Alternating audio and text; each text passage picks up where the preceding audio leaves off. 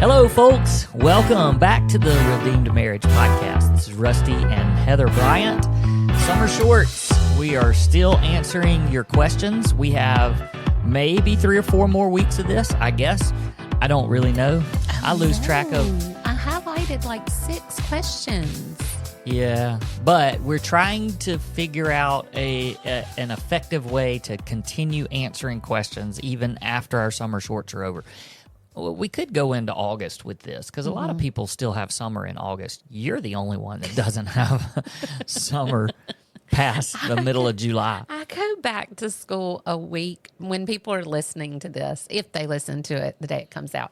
I will be in school 1 week from this day. Ooh. Ooh. That hurts. Yeah, it does. Yeah. The summer is so weird, which I'm really glad we're answering these questions, and they're not questions that are real. I've said it before, they're evergreen, where you can go back and listen to these at any time because they're not specific to anything that's going on. Like, really, the only ones we've done like that are the Christmas movies. Yeah, I guess. That was fun. Yeah. I mean, We you can should go do back that and again. listen to all of these at any time. But summer is crazy for podcasting because people, they're not in a regular rhythm. A lot of people are not in regular rhythms. So you just never know. Some weeks, I told you, though, the one with our boys was going to be the most downloaded ever. And it was.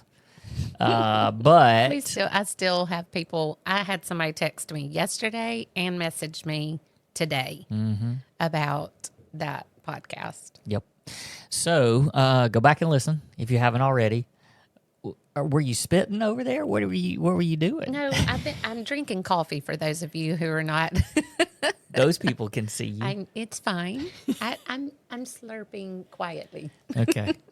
Yeah, we're doing this out of a little bit out of rhythm for us because Heather's leaving tomorrow. Yeah, I am. Just for a few days. For a few days. And then that's usually when that's what you were doing. I was clearing my throat. You were clearing your throat. It looked like you were leaning back there going, I'm going to spit something out. Yeah, you know me. Yeah.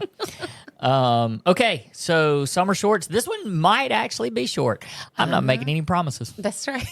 because we're really, really Okay, bad at that. So you put me in charge of coming up with some choosing, not coming up with, but choosing these questions to narrow it down for you because we have a lot of them. And as you said, this is your busy time. And so I went through and I starred in our email list about 6 of them that I thought were really good. And I kind of gave you the high points for those. So anyway, you happen to choose one that is from right here. Oh, wait, no, that's not what I was going to say. I'm going to say that in a minute. What I was going to say is, as I was reading through them today, somebody actually wrote, here is my summer short, and then put doot, doot, doot, doot, doot, doot in the parentheses. Well, you better sing it. I was like, sing the jingle. Summer shorts, doot, doot, doot, doot, doot, doot, summer short. It's just not near as fun as your hello, folks, that you do.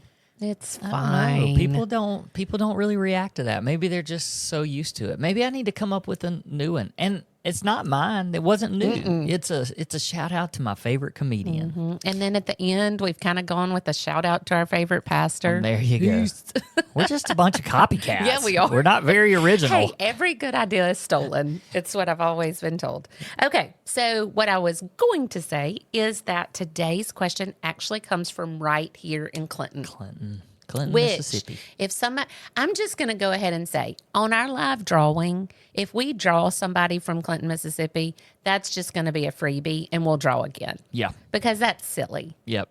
Yeah. But we could still go to dinner with these people because it's from right here. I read it, and I was like, hey, here in Clinton. Right here. Okay, so it's not a long question, but it has some important things in it that I don't want to leave out. So I'm just going to read the whole question. Okay. So you're making this not a summer short. No, it's not that long. Just stay with me. Okay. All right. You ready? Here's the question. The title is Sleeping in Separate Bedrooms with lots of question marks. This has been on our minds for a while. We have been sleeping in separate bedrooms for a while now, as I have restless legs, the writer of this. and I have a hard time going to sleep with this. I also try my best to start out in our bedroom, but most of the time I just get restless and cannot seem to go to sleep, and this aggravates me like crazy. I sometimes lay there for an hour or more. I want us both to get our best sleep, so I just tend to go sleep in the other bedroom. I want to stay by my wife all night. I don't want this to become a habit, but it has evolved into one. Will this lead to problems down the road? It does not mean I don't love her. I just want us both to sleep well. I trust she is not talking to anyone after I leave, nor am I doing that either. We both understand that. What can we do? Is this healthy or not? I know older couples have been doing this for years and seem to be happily married. Where do we go from here? So I know that's not our typical pain and triggers and how do we get through this type of question. Sorry for my video people. I had a hair stuck to my lipstick, but you're just picking hair and spitting. I had a hair stuck in my lip gloss. It was bothering me. But I do think that it's important because I happen to know that my parents tend to sleep in different bedrooms a lot. Like they will try to go to sleep in the same room. You know, my dad will get coughing or hot or whatever, or my mom gets hot, so my dad goes into the other room. And so I know that there's not, I mean, I don't think that this is an unusual question. Well, I think, you know, there may be people out there that are thinking that doesn't really apply to me, which it doesn't apply to us. We never sleep in different bedrooms. But I think what I like about this question is that this listener is thinking about things that could become problems, like small things. And so I think that there's people that are out there listening that maybe this is not an issue, but you can think of things that might seem a little bit trivial, but maybe you've thought, I wonder if that's something that's going to come back to haunt us at some point. And so maybe you can apply some of what we're going to talk about to a situation that's maybe different, but, you know, something that just, it may seem like a small thing, but you're afraid it could grow into something that's more of a problem. Yeah, I think the biggest concern here for this listener is that he doesn't want to cause anything to be a wedge between he and his wife. And like you said, that could be sleeping in separate beds, or it could be something else that people deal with that. I mean, like, I just think about, this is so dumb, but I think about people who maybe have different diets, like as far as what they eat for dinner. And all of a sudden the man's eating one thing and the woman's eating something else at different times, prepared different, and they miss out on family dinners together. I mean, like, that's a silly example, but I think they're little things that are important to marriages and spending time together, that if you just go, oh, that's not a big deal, and then you have several of those, it's not a big deal, and all of a sudden it becomes a problem. Well, I was just trying to think of some other things, and one would be even like a lot of people ask about going to bed at different times. That could be something that you know is similar to this. I mean, even this is very different, but it's still one of those trivial things like wearing your wedding ring. You know, so there's just things like that. What about watching different TV shows? Like, I'm going in my room to watch this. You stay in the den to watch this because we don't like the same type shows. Yep. So just think through things like that as we're talking about this. But let's answer this person's direct question. Do you want to start? Oh, I don't care. I don't care. Well, I think that one of the smart things to do would be to point out the dangers first, which he already actually pointed out some of the dangers, and then, you know, maybe pointing out the dangers, but then also pointing out, well, what are the things that you could maybe give and take a little bit, and then, you know, ultimately, does the ultimate answer become you should stay in the same bed, or it's okay to go to? So I think the dangers, there are some dangers. So maybe we could just spitball some of the dangers. He mentioned, you know, there's no fear of her talking to somebody else or him talking to somebody else.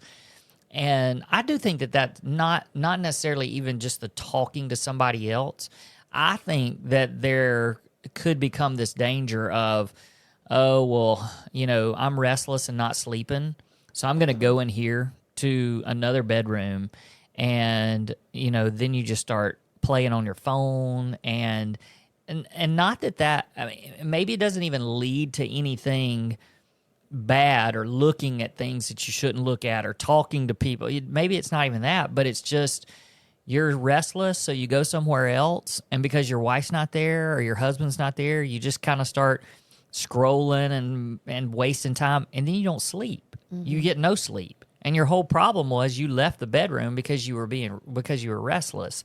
And so then that just kind of snowballs into the next morning. You're like grumpy and you're not getting rest. So there are those dangers where I think it becomes, I'm going to leave this bedroom, but I'm going to go somewhere else and watch TV or read, or, play on my phone or whatever. And that's where I think there could be a slippery slope of danger. And I do think there's a certain accountability being in bed with your spouse, that, I mean, you're not going to look at something, or, even something innocent, like just wasting time. Right. That's what it doesn't have to just lead to something else. But just wasting time, and not getting the rest that you left the room to try to get. Yep. Or you didn't want to disturb them. So I think that's a danger. I also think that a danger is missing out on quality, intimate, and I don't even just mean sex. I mean just intimate being, that quality time of just being together. I think you miss out on that if you start off in separate beds. Yeah, and he mentioned that he tries to start off in bed, and then usually something, he's restless, or what for whatever reason he ends up moving at some point. And there is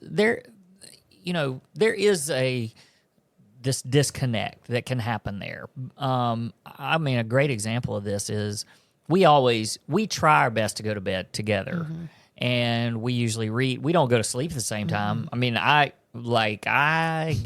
exhausted during the summer. Especially you during read summer. for like 2 pages. I do. I read. We try to read at night before we go to sleep, and I will read like nothing, and I don't remember any of it. And that's why you're always like, "Hey, did you like that book you read?" I have no idea. I don't even know what I read. It just made me go to sleep. Yeah, and so I try to read fiction before I go to sleep, because that's just the easiest way for me to fall asleep. So anyway, I will always just, hey, good night, love you, roll over, I am going to sleep.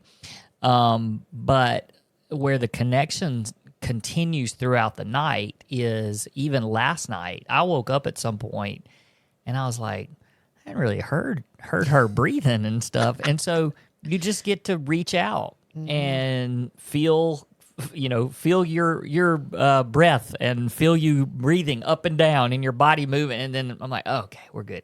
But I mean, that happened last night. I was like, okay, she's not dead, so we'll move on. But I do think that's just a connection. And if you're not in the same bed, that obviously doesn't happen.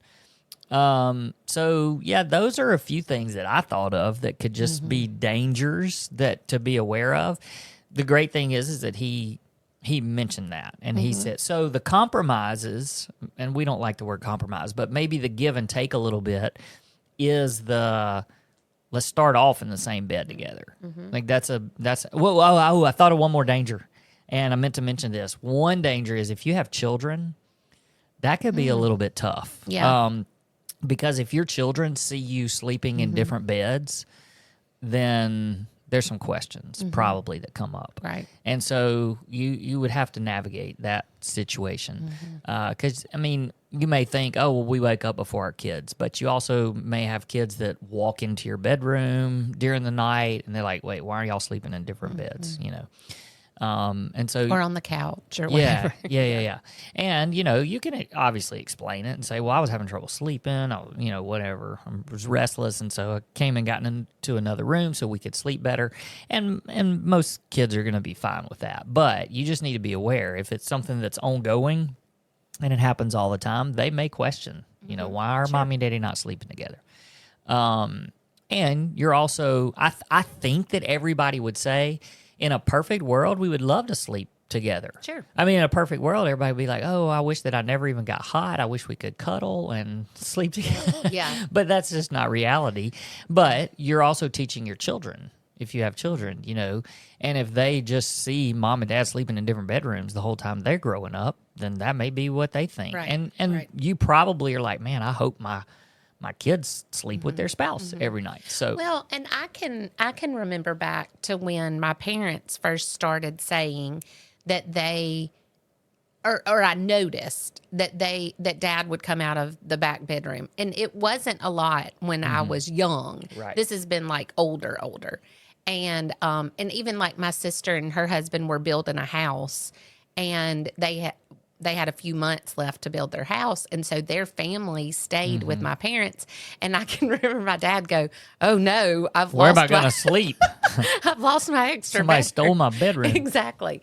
And so so there's been conversations and talks about that. And I can remember just thinking, and I was older and mature, just thinking, oh, I wonder if that's really why they sleep in different Yeah. beds. Like it's just, are they just saying that, or is there a problem? And it genuinely Right. is. But I Yeah. had to process through that even as a little bit older that, because we don't have trouble sleeping in the same bed, then it was foreign to me Yep. that somebody else would. Yep. And so I just kind of had to process through that. But on the other side of this, I think that there is very valid reasons Sure.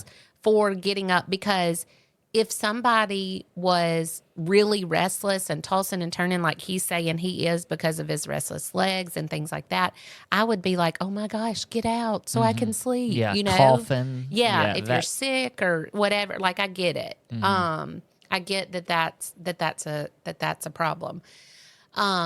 And so I think that there's reality to this. Do you remember the I Love Lucy show? Yeah. And she and what's his name? Danny? No, Ricky. Yeah, Danny. Ricardo. Yeah. They slept in separate twin beds because of the of the camera. times. Yeah. Like you couldn't be in the same bed. Yeah. With somebody. And so I think about, but they were in the same room. Twin bed. Just Hey, twin maybe beds. that's the answer. Get a couple of twin beds. Put them in the same room. Hey, good night, babe. I'll wave at you on the other side. They do make those mattresses that are split. Yeah. That one comes up and Yeah. you can Yeah. sorry. You could, But that's some of those possible. things to think about. Just if it's one of those things that you or your spouse just feels a little uncomfortable about, There are ways. then let's try to figure out something. So maybe it's just we're going to start in the same bed together. We're going to make sure that if we're watching TV together, that we're doing that in the same bed. If we're reading to fall asleep, and then of course the intimacy part of it and just being connected as you're going to sleep. And maybe it's one of those things that it's not an every night thing, where you're laying there in bed and then, oh, okay, well, it's time to go to bed. I'm going to my room Right. now. Yeah. I don't, that there might just be a part of that just feels a little, oh man, is Yeah. this the way it was supposed to be? Right. But so like Heather was saying, maybe it's the mattress, maybe you just try different things. Like, how can we fix this situation? Have you thought of any other like ways to give and take a little bit? Well, I mean, my solution, what I would say if it was just me telling what I would do, I would definitely say try different things like the mattresses. I'm not sure twin beds is the answer. No, heavens no. But the It mattress is kind of funny, though. Yep. But the mattress I think is okay. And then also if it doesn't work, I just think it's important to protect the time Yeah. that going to bed, whether you lay in bed together and watch TV, whether you read together, whether you, read your little devotion together or, talk about your day, of course, the intimacy part of that, all of those things being regular and routine, going to sleep together. And then, like this person is saying, if wife goes to sleep and he's like, oh my gosh, I can't, like I feel like I'm driving her crazy, then at that point you move and try to sleep somewhere else. Here's where if a couple came to us and said, hey, every night my wife goes into our bedroom, and she reads or she watches a television show that she likes, she falls asleep in there. I usually stay in the den and I watch TV because I like to watch something else, or I'm reading and don't want to disturb her. And then when it's time for me to go to sleep, because we don't sleep well in the same bed together, I just sleep on the couch or I would say that's dangerous. Absolutely. And so that's the extreme. And so then it's, okay, well, how can we get back to a little closer to where we're not really putting ourselves in this danger like this question is.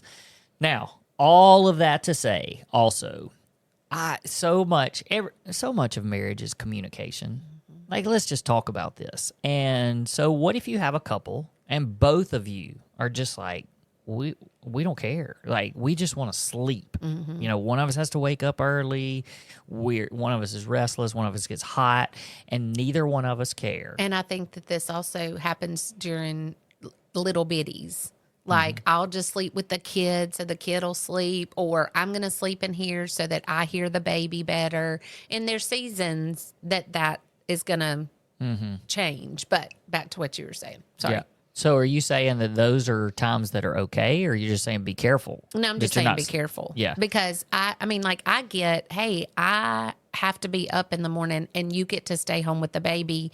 And so I don't need to be disturbed as much. I mean, there's going to be some seasons like that. Yep. Short seasons. And that's where, where I was going is just the communication. And if both of you are okay and you've talked about it, because the big danger there is where one of you says, I really want you in this bed, and it makes me uncomfortable, and I feel disconnected when you're sleeping somewhere else. And then that's where you need to really work on. I mean, even to the point of seeing your doctor about it, if there's some sort of a sleep problem, because doctors can help with that kind of stuff. What is it that's causing you to not be able to sleep at night? All of that. But going back to both of you are okay, you've communicated, then it becomes, all right, well, we don't want this to get to a place where it's causing a wedge, like you said at the beginning, a wedge between us. So what do we do for us? Me and you, we're both okay with it, but we want to look for the red flags, and we want to be proactive, and so we want to make any decisions and changes and adjustments so that we both recognize this could be something that would cause a problem. Because the sleeping, if you do it like that, you're roommates. That's right. And you just don't want the rest of your marriage to follow in those steps. Like I think about Luke, our oldest one, he's in a brand new house in Oregon State, and he has like 6 roommates. Well, they're all out in the den watching soccer and cooking together and doing all that, and then they're roommates, so they all go to their rooms and go to sleep. And that's just the definition of their friendships, is it's just roommates. But you don't want your marriage to become that. So it just needs to be being purposeful in the other areas, if that's what you decide to do. So I think the bottom line of this is that the way that this question was worded, I don't think either one of us would have a real problem with how this couple is handling it. For me, the most encouraging thing is that they recognize that it could become an issue, and so they're trying to get out ahead of that by addressing the things, and also doing some things that allow them to. It's the give and take. That's right. The making sure that they're staying connected in other ways, but yet, for their sanity and for sleep purposes, sometimes it requires getting in another room. Yep. And so Yep. I hope that helped. And if sleeping in different beds isn't your issue, like it's not ours, there's other areas that you can apply this to as well. Just being purposeful in the time that you do have together. Yeah. All right. So I hope that helped. We're going to do several more weeks of this before we do our grand prize drawing. So go to our website and make sure that you click on that Ask link under our contact, and you can just submit your question. That also puts you into the drawing for the grand prize, which is a double date with us in your hometown. And we will come and visit you and go on a date with you if we draw your name. And we're looking forward to that. So, hey, thanks for listening. And if you get a chance, we would love for you to rate and review our podcast on the platform that you listen to us on. That would be very helpful, and more people will be able to listen and get exposed to the Redeemed Marriage Podcast. So thanks so much. We'll see you next week.